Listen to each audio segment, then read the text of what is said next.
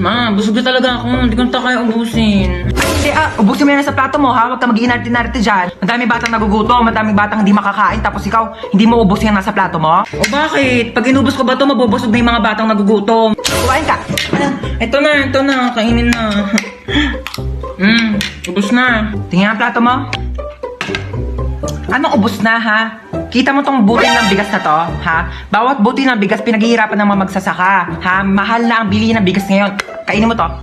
Ba yun eh? Kanin na lang naman eh. Wala na.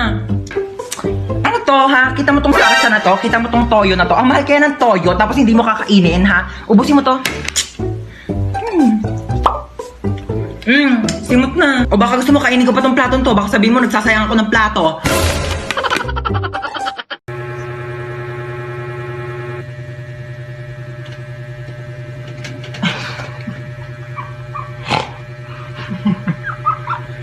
Hi classmates! Alam nyo ba kung paano kayo ginawa ng parents nyo? Sa akin kasi, nag-wave si Papa kay Mama, tapos sabi niya wrong send daw. Pero nagkatuluyan sila, kaya nabuo nila ako. Ikaw? Ako, nag 24 hours mag-jowa challenge yung mama at papa ko. Tapos nabuo nila ako nung araw na yon.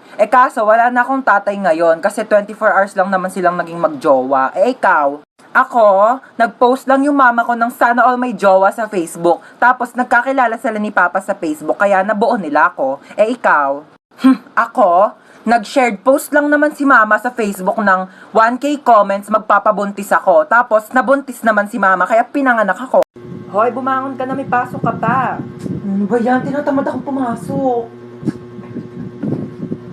Sabihin ko na lang nilalagnat ako para di na ako papasukin ni mama. Ma? O bakit? Maligo ka na, may pasok ka pa, di ba? Masama po pakiramdam ko, madi at ako makakapasok. Paano masama pakiramdam mo? Okay ka naman kahapon. O sige, dadali na lang kita sa ospital, ah. Ospital? Ay, ospital? Okay lang yan, at least hindi ka napapasok sa school. Sige po. Ay, Dok, papacheck up ko po yung anak ko. Masama daw po yung pakiramdam niya. Ay, ganun. O sige, pasok ka na. Check upin na kita, ha? Okay, kailangan ko check upin yung buong katawan mo. So, maghubad ka ng damit tsaka short. Sige po. Okay. 16 ka na, di ba? Naku, kailangan na kitang operahan. Dok, bakit? May sakit ba ako? Naku, wala kang sakit, pero hindi ka patuli. Hallelujah. Ma, uwi na tayo. Shh! Maghintay ka. Nasa simbahan pa tayo, ha? Makinig ka kay Father. Ayoko na dito. Alis na tayo. Yes, Father. Maghintay ka, ha? Isa pa. Malilintikan ka talaga sa akin mamaya. Yes, Father. Ayoko nga dito. Gusto ko sa Jollibee. Father. Di ka talaga titigil. Mamayak talaga sa akin sa bahay, ha? Tutok-tokan kita. Ha, -10 na ako kay Lord. Umayos ka, ha? Walang magja-Jollibee mamaya, ha? Di ka kakain ng french fries. Iiwanan kita dito. Sorry, Father. Sorry, Lord.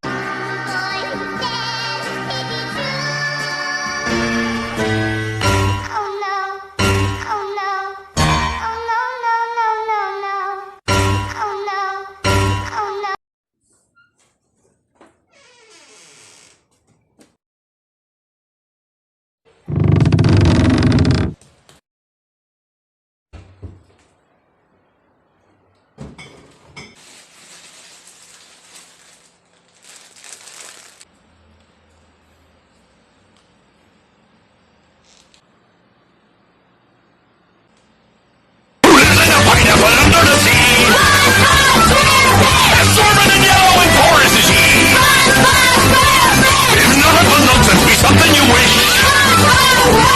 Then drop on the deck and roll like a fish. SpongeBob SquarePants. SpongeBob SquarePants. SpongeBob SquarePants. Ayun, buti na lang bukas pa kayo. Ay, hindi po. Nagliligpit na po ako kasi magsasara na kami within 5. Meron kayong pizza dito? Malamang pizza shop to. Magsasara na po kami maya-maya, kaya nga po nagliligpit na ako. Tsaka wala na rin po kasi kaming paninda. Ha? Ba't nakalagay doon 9 PM pa yung closing nyo? Gusto nyo subukan kayo sa manager nyo, ayaw nyo mag-entertain ng customer. 9 PM nga closing namin, kaya nga nagliligpit na kami. 9 PM closing nyo. 8:59 pa lang. Customer is always right. O sige, pero wala na kaming mainit na pizza kasi nilagay na namin sa ref kasi nga pauwi na nga kami. So ano, yung customer yung mag-a-adjust, papakainin mo ko ng tira-tira. Lutuan mo ko ng bagong pizza, gusto ko yung mainit. Ngayon na. Ito na po yung pizza nyo. Cute. May ba't walang drinks? Di ba matik na yun? Di ba kayo tinuruan ng manager nyo? Siyempre pag may solid, may liquid. Gusto mo gawin kitang gas para kompleto na solid liquid gas. Papakulan kitang gas na mag-evaporate ka. Ay, hello po. Welcome po sa repair shop. Ano po sira niyang cellphone nyo?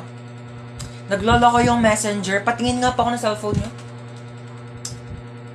Parang wala naman po ako nakikitang problema dito sa messenger nyo. Parang ikaw po yung may problema. Ayaw kaya nilang ka-chat? Tagal mo break time, nagugutom na ako. Hello po, ano po sira ng cellphone nyo?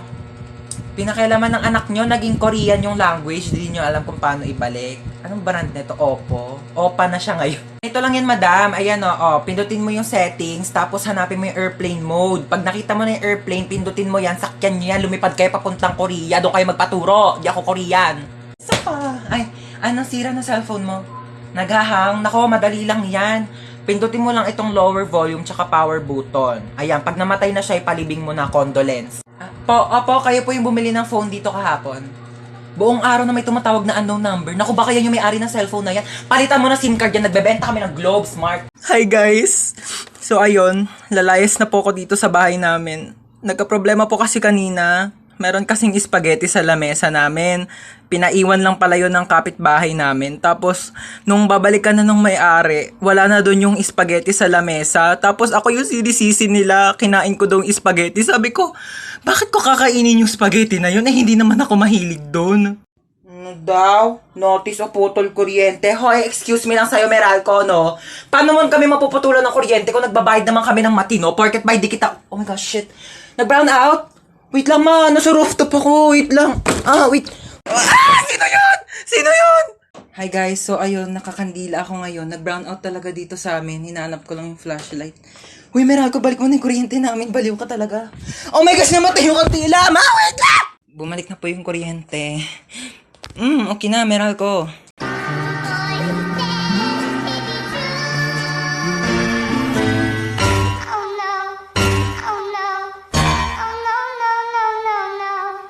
Galit ako. Nagla-live ako kanina. Tapos ayan, naka-ponytail ako. Tapos may nag-comment, mukha daw akong shih tzu. Pag maganda, pag pogi, naka-ponytail, hala ang cute, hala bagay sa'yo. Kapag pangit mukhang shih tzu, umayos ka, nang gigigil yung tinidor ko sa'yo. Hoy, magpaliwanag ka nga sa akin. Tumawag yung teacher mo, nasa-cellphone ka daw habang nasa klase. Sinong ka-text mo? Seryoso ka? Tinatanong pa ba yan? Ano, magpapalusot ka na naman? Huling-huli ka na nga? Eh malamang text ka ng text sa akin habang nasa school ako, tapos pag di kita re-replyan, tatadtarin mo ko ng call. Malamang may karapatan ako i-text yung anak ko para kamustahin yung lagay niya sa school. Hindi pa nga ako nakakaalis ng bahay, nagte-text ka na, tapos di pa ako nakakarating ng school, may text ka na agad. Huwag kang lumayo sa usapan, bakit ka nagse-cellphone sa klase? Eh kasi nga nagte-text ka, kaya re-replyan ko. Ganto na lang, di na lang ako magdadala ng cellphone para di na magsabi yung teacher na nagse-cellphone ako sa klase. Di ka magdadala ng cellphone mo, para ano? Para di kita makontak? Tapos ano, magagawa mo na lahat ng gusto mo, magiinuman kayo ng mga kaibigan mo? Sumugot ka! Eh di, magdadala na lang ako ng cellphone, pero wag ka na lang mag-text habang nasa klase ako para di ako sabihan ng teacher na nagse-cellphone sa klase. So ano, tinatanggalan mo na ako ng karapatan maging nanay mo? Hindi na kita pwedeng kontakin, ha? Sinisigawan mo na ako, sinasagot-sagot mo na ako. Ite-text ko na lang sa'yo! Ano nangyari dyan sa pasyente? Naputulan ng paa? O sige, pasok niyo na agad sa emergency room, operahan na natin yan agad, ha? Oh, ano nangyari sa'yo? Naputulan ka ng paa? Diyos ko! Ipahid mo tong mga to. Inumin mo tong pinakulong oregano. Inumin mo tong efficacent oil. Ay, ipahid mo lang pala yan. Dahon. Ma'am, sinapatawag po kayo sa guidance. Tatanggalan na daw po kayo ng trabaho. Nag-aaway-aaway na po kasi mga grade 1 doon. Nagsasaksakan ng lapis. Wala daw po kasi nagbabantay na teacher. Bilisan niyo, wala ng ulo yung isa. Uy, happy birthday ulit ha. Grabe na busog ako sa handa niyo. Busog na busog ako sa Shanghai na tinipid sa giniling. Mars, nagdala pala ako ng plastic. Pakibalot na lang ng minuto tsaka ng lechon. Thank you. Bayad po. Doon lang po sa may kalye di malinis-linisan. Oh my gosh, ang daming miss call ni Mama. Oh my gosh. Tulong. Diyos ko, lakas ng apoy. Nasaan na ba yung anak ko? Bakit hindi sumasagot? Diyos ko, lakas ng apoy. Paano ko ba ito papatigilin? Ma, sumagot ka na. Hello, Ma. Ma, ano nangyayari dyan? Lumaban ka! Lumaban ka! Lumaban ka! Mama, ano nangyayari? Lumaban ka! Ay, andiyan ka pa pala. Oo, nanonood ako ng TV. Ayan, naglalaban-laban sila. Lumaban ka! Ba't ang dami mong miss call, ma? Oo, miss call. Oo, tinatry ko kasi kung gumagana pa yung Andy Colentes na pinaloadan ko dun kila Bebang. Oo, gumagana pa pala. Ay, Ipis! Ay, walang jowa. Grabe ka. Ikaw nga, kung makalipad ka, feeling mo butterfly ka, Ipis ka lang naman. At least nakakalipad. Gusto mo dalhin pa kita sa ere kung saan ka iniwan ng ex mo eh. Ikaw nga wala kang bahay eh, sa Imburnal ka lang nakatira. Yeah. Okay lang, at least maraming bahay. Gusto mo dyan na rin ako tumira sa bunganga mo. Total, amoy Imburnal din naman yan. Ikaw nga, lakas-lakas mo manghabol porket may pakpak ka. Kala mo naman ang laki-laki mo. Okay, ako na malakas manghabol. Ikaw, ang lakas ng putok mo. Ano ka, shotgun? Bang, bang, bang! Ikaw nga, hindi ka naliligo eh kasi takot ka sa tubig. Oo, hindi ako naliligo kasi takot ako sa tubig. Takot ako sa'yo kasi tubig ka, wala kang lasa, kaya hindi ka crush ng crush mo. Grabe ka na! Akala mo Akala mo din! Ano oras na ba? 2:00 pa lang naman pala eh. Tulog mo na ako, nantok na talaga ako.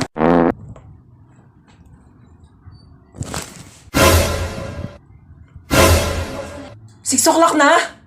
Oh my gosh! 6 o'clock yung pasok ko. Late na naman ako.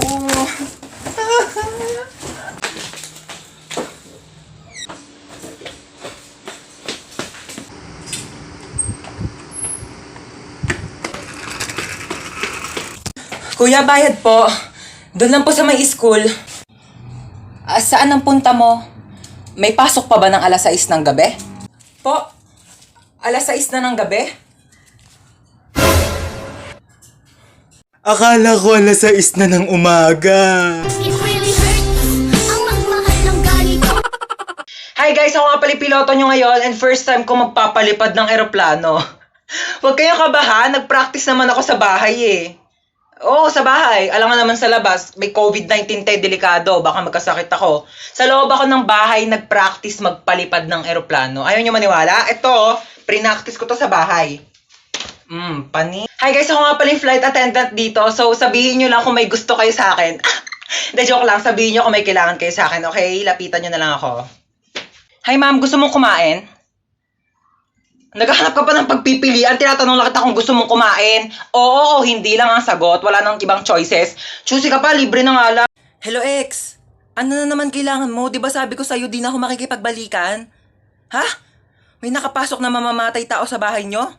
Mag-isa ka lang? O nasaan ka nagtatago ngayon? Sa ilalim ng kama. O sige, i-loudspeaker mo ako ha? Naka-loudspeaker na? Hoy, nagtatago siya sa ilalim ng kama, thank me later. OMG, nasan ako? Ma, kailangan ko tulong mo, ma. Malowdan mo naman ako ng 50 pesos kila Aling Nena. Sige na, mag-TikTok lang ako dito.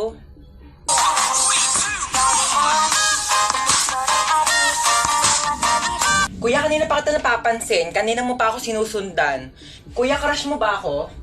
Sorry kuya ha, nire-reject na kita ngayon pa lang. May jowa na ako kuya, I'm not available. Loyal ako sa kanya.